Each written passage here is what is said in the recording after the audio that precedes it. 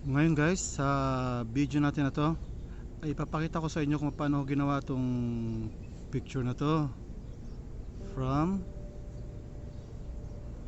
this. Okay, let's go, dive in. Yan yung aking target ngayon. Ayan, maghahanap tayo ng magandang makukuhanan dyan. Makikita nyo guys yung output natin maya maya lang. Okay,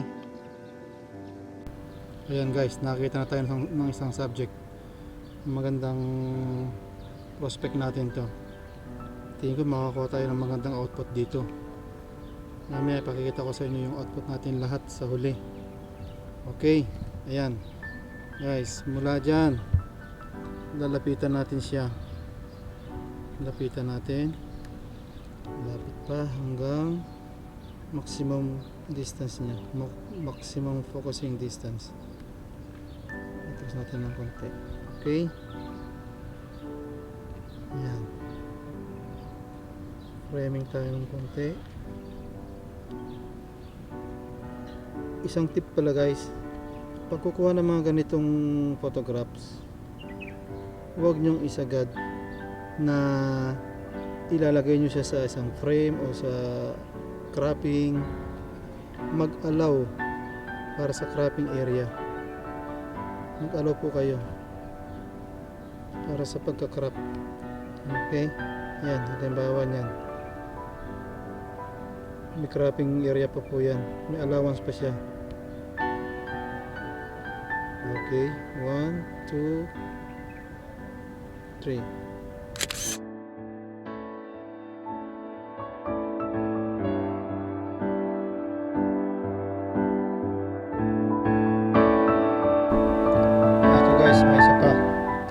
Nakita pa tayo rito. Ang problema, ito na naman si haring hangin. Haring hangin, cool ka muna. Okay, yan.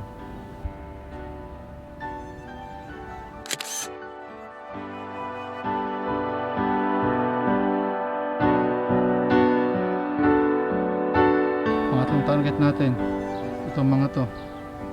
Yan, gagawa tayo ng fine art mula dito sa mga to. Simple mga damo lang yan guys, tinatabas lang natin yan pero titingnan natin kung anong magawa natin, mas bigyan natin sa magandang buhay itong mga to. Okay,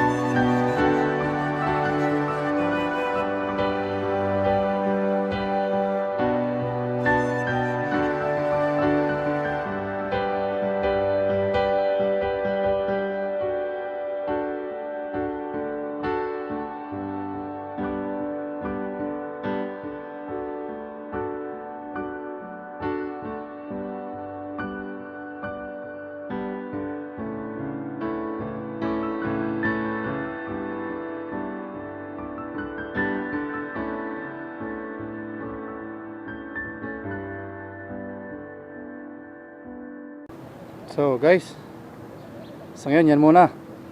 Next time ulit, samahan nyo ulit ako sa susunod. Okay.